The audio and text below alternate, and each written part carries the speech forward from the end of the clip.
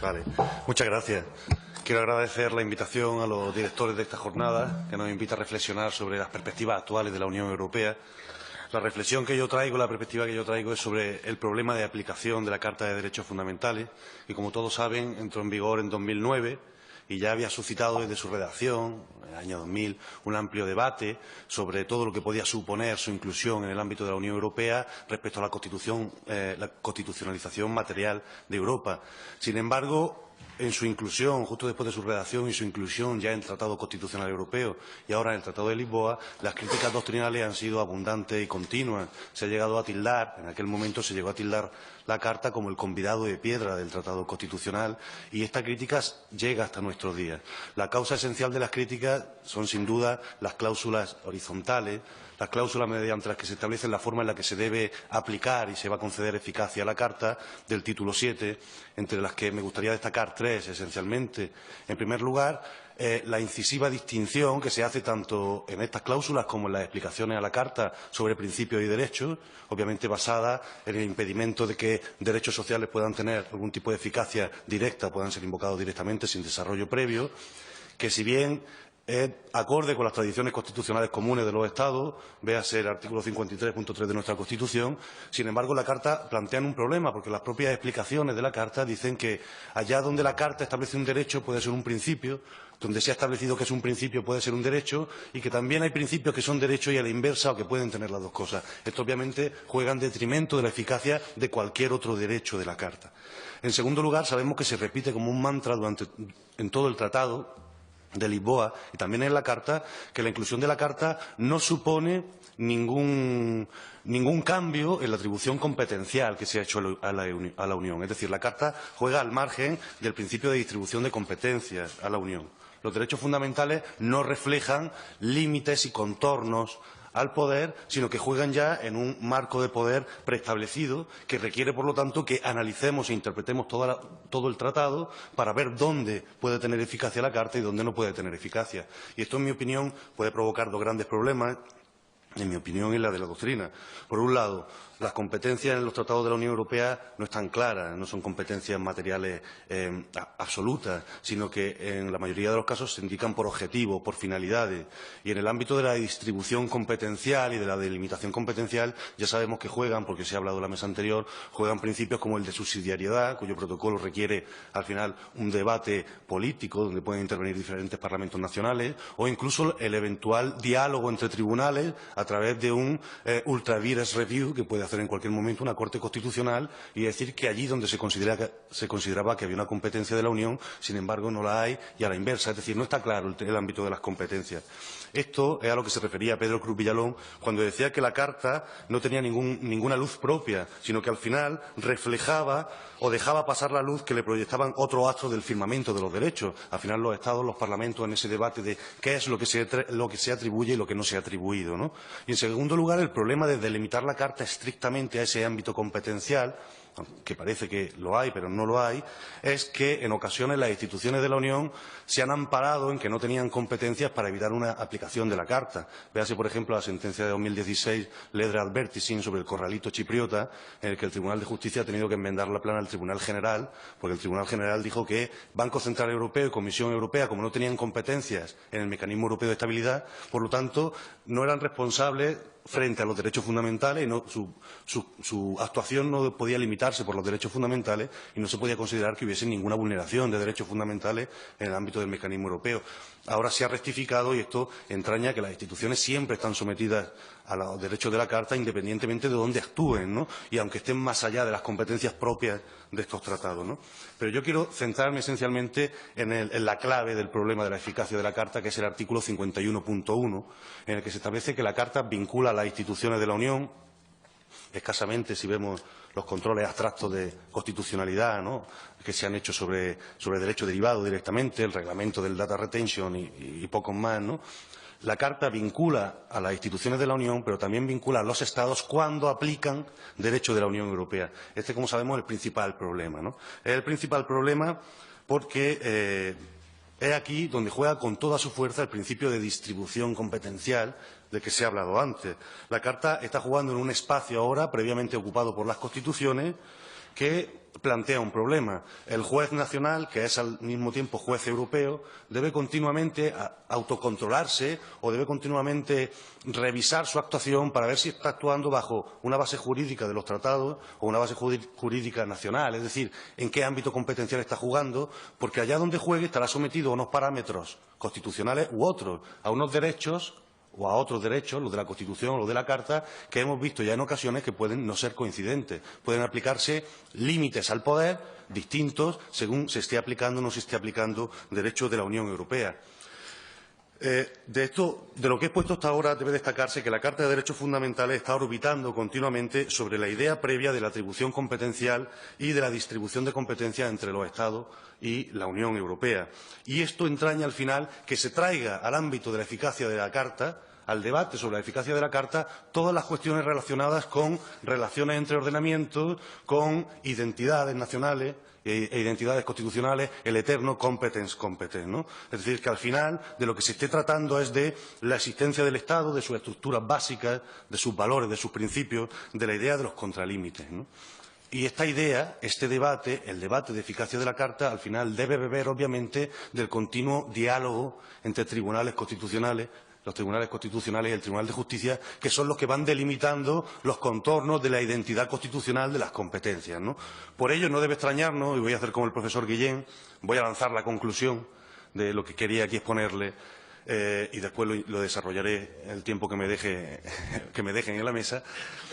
No debe extrañarnos que la Carta de Derechos Fundamentales, cuando uno analiza las sentencias de la justicia ordinaria, de la jurisdicción ordinaria española, para ver cómo se está aplicando, si se está aplicando correctamente, si los jueces ordinarios saben cuándo aplican derecho de la Unión o aplican derecho nacional, no debe extrañarnos que el resultado sea que la Carta actúa con una eficacia meramente interpretativa. Pero es que la Carta está funcionando como un criterio hermenéutico que sirve al juez para delimitar cuándo, en el desarrollo de una directiva, el Estado tenía margen de apreciación o no, independientemente de que haya un derecho sustantivo o no haya. La Carta, si uno analiza las sentencias donde se están invocando, siempre su invocación, que en muchas ocasiones la hace el juez, va acompañada de una directiva y se utiliza la Carta para interpretar la directiva, para interpretar finalmente cuál era el margen de discrecionalidad que le quedaba al Estado y si el Estado podía hacer según qué cosa, ¿no? Es decir, no es un debate final sobre derecho sustantivo, derechos de los ciudadanos que limitan el poder público en el ámbito supranacional, sino al final sobre competencias, margen de discrecionalidad y reparto de competencias entre el Estado y la Unión Europea. Ahí es donde está jugando ahora mismo la Carta. Y esto porque el diálogo jurisprudencial, el diálogo entre cortes que se ha desarrollado entre el Tribunal Constitucional y el Tribunal de Justicia, pues ya saben todos ustedes, tras el asunto Meloni, que no ha sido de lo más eurofriendly, como le gusta decir a la doctrina, ¿no? El Tribunal Constitucional asumió la doctrina de la primacía y de la eficacia directa desde los años 90, retirándose de la escena del control de los poderes públicos, ¿no? Dejó de controlar a los poderes públicos desde la perspectiva de los derechos cuando aplicaban derechos de la Unión. Decía que no era competencia suya controlar la adecuación de la actividad de los poderes públicos al derecho comunitario europeo. Por eso, por lo general, no admite recursos de amparo cuando se entiende que se está aplicando derecho europeo, solo en el ámbito del artículo 24, la cuestión prejudicial para controlar que las leyes no se apliquen correctamente, etcétera, pero no entra en el ámbito de los derechos fundamentales. El Tribunal Constitucional Español se ha posicionado sobre el artículo 51, sobre el cuándo aplican los poderes públicos derecho europeo en dos ocasiones. La Declaración 1/2004, Decisión 1/2004, sobre el Tratado Constitucional Europeo y el asunto Meloni. En el 2004 establecía que la Carta en España iba a tener dos tipos de eficacia. Artículo 93 de la Constitución. Primacía y eficacia directa. Cuando se aplique derecho europeo, la Carta actuará con primacía y se aplicará con primacía y eficacia directa. Y cuando no se aplique directamente derecho europeo, aún así la Carta tendrá un valor hermenéutico, tendrá una eficacia interpretativa sobre el resto de nuestro ordenamiento. Sobre la cuestión de que pudiese haber conflictos en el 2004, pudiese haber conflictos entre el contenido de la Carta de Derechos Fundamentales de la Unión Europea y el contenido de los derechos de la Constitución, el Tribunal Constitucional fue muy optimista, ¿no? Dijo, no es posible que haya. En abstracto no puedo asegurarlo, pero no debería haber conflictos entre la Carta y la Constitución, puesto que la Carta claramente es una garantía de mínimos y las autoridades nacionales no dejan nunca de estar sometidas a la Constitución. Lo que significa que cuando apliquen la Carta, irremediablemente y casi sin excepción, decía literalmente, habrá una simultánea aplicación del correlativo derecho constitucional. Esta era la idea del Tribunal Constitucional. Ya saben que Meloni se replantea estas ideas, le plantea al Tribunal de Justicia si realmente su apreciación es correcta o no, y el Tribunal de Justicia dice tajantemente que si se autoriza que un Estado miembro aplique el estándar de protección de los derechos fundamentales garantizado en su Constitución cuando es superior al de la Carta, se contradice y se vulnera la primacía del derecho europeo. No se puede hacer. Inmediatamente la sentencia Akerberg-Franson lo matiza, y aquí empiezan los problemas, en ese matiz. En Akerberg-Franson matiza que en una situación en la que el juez se enfrente a una aplicación del derecho donde el derecho de la Unión Europeo no haya determinado totalmente el resultado, los Estados siguen todavía legitimados para aplicar estándares de protección superiores.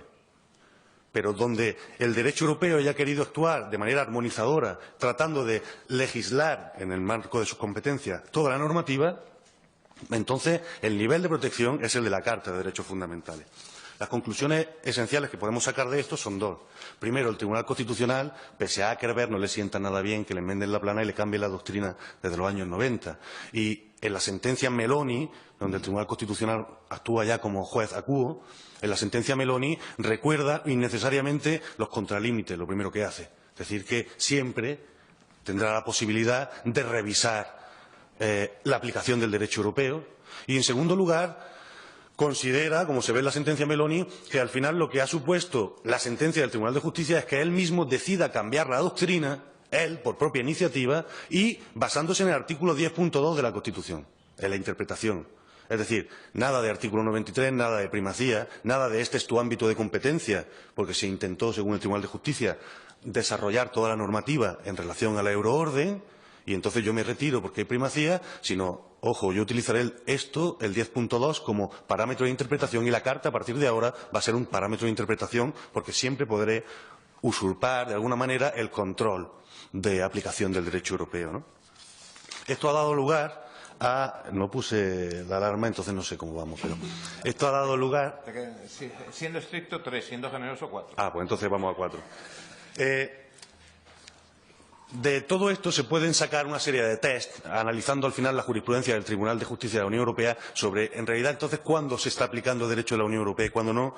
Un test que me molesté en ir desarrollando, resumiendo y recogiendo diferentes sentencias, Torralbo Marcos, Julián Hernández, de la que al final lo que se deriva es, y lo voy a decir muy rápidamente, cuál es el test que un juez, antes de aplicar derechos, debería hacerse, ¿no?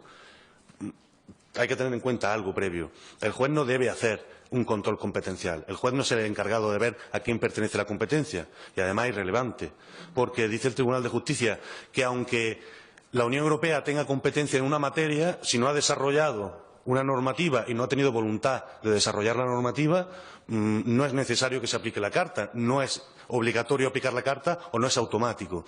Y a la inversa, la sentencia Ert y las conclusiones del abogado general en Coman, también se dice que, aunque sea competencia de los Estados, un acto del Estado que puede limitar una libertad fundamental, es motivo de aplicación de la Carta. Así que el juez no debe hacer un análisis competencial. El juez en lo que se debe basar, según el Tribunal de Justicia, es, primero, en ver si hay un acto nacional que emana directamente de la norma europea. Es decir, el acto nacional va dirigido a aplicar norma europea. Debe existir una norma europea, debe haber un vínculo de conexión entre la norma europea y la nacional, y ese vínculo de conexión no basta, dice en Torralbo Marcos, con que sea una mera conexión, sino que debe ser un grado superior a la proximidad de las materias, ¿no? En segundo lugar, es imprescindible ver la finalidad de la norma europea y la norma nacional. La norma europea y la norma nacional tienen que tener la misma finalidad. Por lo tanto, la medida europea tiene por finalidad regular la materia, en este caso concreto, y la medida nacional tiene por finalidad aplicar esa norma europea, ¿no? Un par de conclusiones muy rápidas. Esto es un case by case, al final hay que ir al caso concreto para ver si se cumple o no el criterio, y si vemos que la disposición de un tratado no es motivo suficiente para aplicar derecho europeo, es decir, que haya una disposición de derecho originario, el Tribunal de Justicia nos está diciendo que debe haber derecho derivado. Es decir, debe haber una voluntad de normar y de desarrollar, una voluntad de la Unión Europea de crear normas concretas y una norma nacional que la desarrolle con un vínculo de conexión directo. Esto es el ámbito de las directivas. El Tribunal de Justicia nos está diciendo la Carta se aplicará cuando ustedes transpongan directivas o decisiones marco, ¿no? Y también tiene un test concreto para el ámbito de las directivas y se ha encargado el Tribunal de Justicia de desarrollarlo. Si la disposición de la directiva no permite margen de apreciación al Estado, se aplica la Carta. Pero ojo, esto significa hay que analizar el juez europeo, el de primera instancia, puede ser, ¿no? Hay que analizar si la Unión Europea pretendía armonizar todas las condiciones de ejecución y si dejó un margen de apreciación al Estado y un margen de desarrollo. Y aunque deje un margen de apreciación o de desarrollo, hay que ver si el Estado no ha actuado guiado por un margen de apreciación querido precisamente por la Unión, por el objetivo que perseguía. Como ven, no es fácil el test de aplicación. No es fácil que un juez europeo, con archivo y expediente, se dedique caso por caso a ver si cumple con estos test, si ese caso concreto es aplicación de derecho europeo o de derecho nacional y en qué garantías de derechos debe basarse y cuáles debe aplicar si considerara que no son adecuadas. Me voy a saltar, y me dejan un minuto nada más, porque me voy a saltar toda la parte de jurisprudencia ordinaria en la que el Tribunal Supremo utiliza la Carta de Derechos Fundamentales para interpretar precisamente si la norma española que desarrollaba una directiva tenía margen de apreciación, margen de discrecionalidad o no. Si podía o no podía.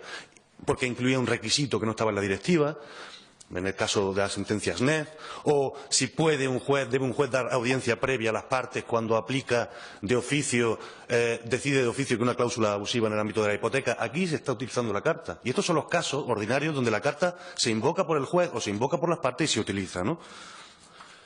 Y el último caso, y aunque esto puede, la conclusión final es, esto puede parecer que significa que los jueces ordinarios están aplicando correctamente la Carta. Se someten al test y, en el fondo, utilizar la Carta para delimitar los contornos de la directiva significa que los derechos fundamentales vienen a delimitar, de alguna manera, el poder público supranacional.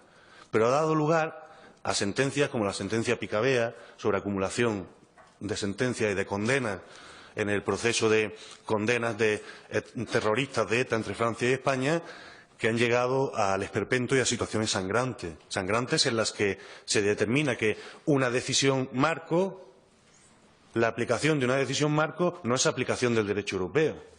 Y no hay que aplicar el criterio del principio de legalidad penal de la Carta y preguntarle al Tribunal de Justicia, sino aplicar el criterio que el Tribunal Supremo considera, ¿no? Para evitar, obviamente, que tengamos una nueva situación, una nueva doctrina para. Conclusión final. Con esto termino y, como soy el último, me lo deben permitir, ¿no? Conclusión final. La eficacia de la Carta de Derechos Fundamentales de los ciudadanos europeos se encuentra en el núcleo de la distribución de competencias y su aplicación cotidiana se ha convertido en el uso de la Carta para delimitar las competencias entre el legislador nacional cuando desarrolla derecho europeo y el derecho europeo. Lo de menos es que haya un derecho sustantivo concreto que deba aplicarse al caso final. Y esto nos lleva a advertir, como ya hacía el juez Pescatore hace tanto tiempo, que estamos alterando el adagio ubi ius, ibi remedium. Donde hay un derecho, hay una acción procesal. En ibi remedium, ubi ius. Siendo el remedium y la acción procesal que se pueda plantear cuestión prejudicial, que se inicie el debate sobre la directiva. Disposición clara, precisa, incondicional. Eficacia horizontal, no puede haber eficacia horizontal. Eficacia triangular, eficacia de exclusión. Es decir, al final, las cuestiones esenciales sobre si se aplica un derecho fundamental de la Unión Europea son cuestiones procesales, que haya un procedimiento para poder alegar una cuestión competencial y de desarrollo de la norma y no la existencia de un derecho sustantivo. Por lo que estamos cada vez acercándonos más a ese common law, donde lo esencial es la action, que haya un procedimiento y finalmente de ahí deriva un derecho y no a la inversa que nuestro sistema, ¿no? El sistema del derecho material. Del derecho debe derivar un procedimiento que lo garantice. Gracias.